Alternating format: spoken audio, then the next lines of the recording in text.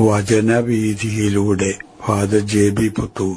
വിശുദ്ധ യോഹന്നാൻ രചിച്ച നമ്മുടെ കർത്താവ് യേശു മിശിഹായുടെ പരിശുദ്ധ സുവിശേഷം. അധ്യായം 3, 16 മുതൽ 21 വരെയുള്ള വാക്യങ്ങൾ. പിതാവ് പുത്രനെ ലോകത്തിലേക്ക് അയക്കും. എന്തെന്നാൽ അവനിൽ വിശ്വസിക്കുന്ന ഏവനും നശിച്ചു പോകാതെ നിത്യജീവൻ പ്രാപിക്കുന്നതിനു വേണ്ടി തന്റെ ഏകജാതനെ നൽകാൻ തക്കവിധം ദൈവം ലോകത്തെ അത്രമാത്രം സ്നേഹിച്ചു.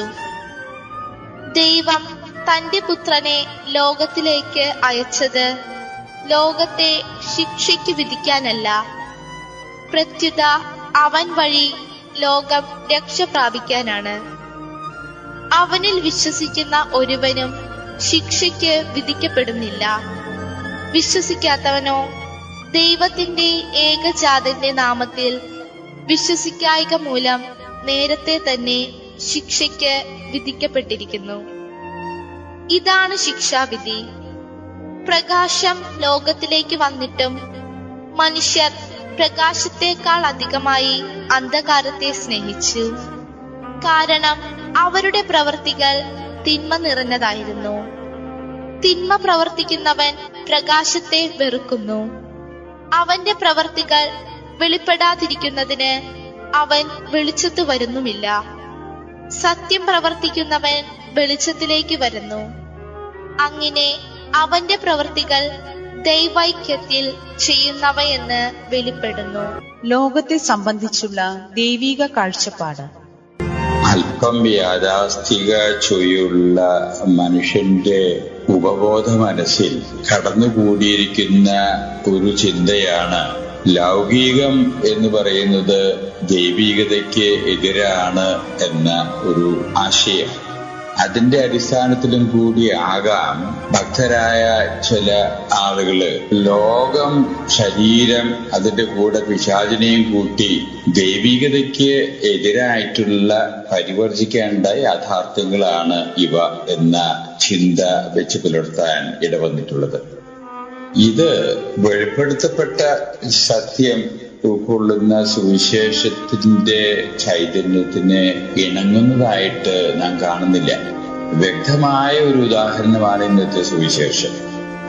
ഇന്നത്തെ സുവിശേഷത്തിൽ യേശു ക്രിസ്തു നമ്മോടായിട്ട് പറഞ്ഞു തരുന്നു, പിതാവായ ദൈവം ലോകത്തെ അത്രമാത്രം സ്നേഹിച്ചു, എത്രമാത്രം തന്റെ ഏകജാതനായ തന്നെ ബലിയർപ്പിക്കാൻ വേണ്ടി വിട്ടുകൊടുക്കാൻ ഇടവരത്തക്ക വിധത്തില് ലോകത്തെ അത്ര കണ്ട് സ്നേഹിച്ചു എന്നാണ് യേശു നമ്മോടായിട്ട് പറഞ്ഞു തരുന്നത്. സ്വന്തം മകനെ ബലി കൊടുക്കത്തക്ക വിധത്തിലുള്ളൊരു മൂല്യം കാണാൻ ഇടവന്നത് കൊണ്ടല്ലേ അങ്ങനെ ദൈവം ചെയ്തത്. അതുകൊണ്ട് ദൈവത്തിന്റെ ദൃഷ്ടിയിൽ ലോകവും അതിലുള്ള മനുഷ്യനും ദൈവത്തിന്റെ മക്കളാണ് എല്ലാ മനുഷ്യരും എന്ന അംഗീകാരത്തിന്റെ അടിസ്ഥാനത്തിലും കൂടിയാകണം ആ ലോകത്തെയും അതിലുള്ള മനുഷ്യനെയും രക്ഷിക്കുന്നതിന് വേണ്ടി ദൈവം സ്വന്തം പുത്രനെ ബലി കൊടുക്കാൻ പോലും തയ്യാറാകുന്നത് എന്ന സത്യമാണ് ഇന്നത്തെ സുവിശേഷം നമ്മുടെ മുമ്പില് അവതരിപ്പിക്കുന്ന യാഥാർത്ഥ്യം. എന്നാൽ അതേസമയം തന്നെ സുവിശേഷങ്ങളിലും പ്രത്യേകിച്ച് യോഹന്നാന്റെ ചിന്തയിലും പൗലോസിന്റെ ചിന്തയിലും ദൈവികതയ്ക്ക് എതിരായിട്ട് നിൽക്കുന്നതാണ് ലൗകികത എന്ന ആശയം നിഴലിക്കുന്നതായിട്ട് കാണാം. അത് യഥാർത്ഥത്തിൽ നാം മനസ്സിലാക്കണം. അന്ന് നിലവിലിരുന്ന ചില താത്വികമായിട്ടുള്ള ചിന്തയുടെ പശ്ചാത്തലത്തിലും കൂടിയാണ് യോഹന്നാനാകട്ടെ പൗലോസാകട്ടെ തങ്ങളുടേതായിട്ടുള്ള രചനകൾ സാധിക്കാൻ ഇടവന്നിട്ടുള്ളത്. സ്റ്റോയിസിസം, ഗ്നോസ്റ്റിസിസം എന്നൊക്കെ പറയുന്ന താത്വിക ചിന്തയുടെ പശ്ചാത്തലത്തില് വിരചിതമായതുകൊണ്ട് അന്നത്തെ ചിന്താരീതി അനുസരിച്ച് പറഞ്ഞാൽ ദൈവികമായിട്ട് എന്തെങ്കിലും ഉള്ള ആ വസ്തുതയ്ക്ക് ഘടകവിരുദ്ധമായിട്ടുള്ള എന്തൊക്കെയുണ്ടോ അതിനെ ലോകമായിട്ട് അംഗീകരിക്കുന്ന ഒരു ചിന്താരീതിയെ ആ ചിന്താരീതിയുടെ അടിസ്ഥാനത്തിലാണ് ചില ധ്വനികള് ദൈവികതയ്ക്ക് എതിരാണ് ലോകവും ലോകത്തിൻ്റെതായിട്ടുള്ള ചിന്തകളും എന്നുള്ളത് വേണം നാം ധരിക്കാൻ. ദൈവത്തിന്റെ സൃഷ്ടികളായിട്ടുള്ള ലോകവും ഈ പ്രപഞ്ചത്തിലെല്ലാം തന്നെ നന്മയുടേതായിട്ടും അതേസമയം തന്നെ തിന്മയുടേതുമായിട്ടുള്ള ചില ഘടകങ്ങൾ അന്തസ്ഥിതമാണ് അവയിൽ എന്ന് കാണാം.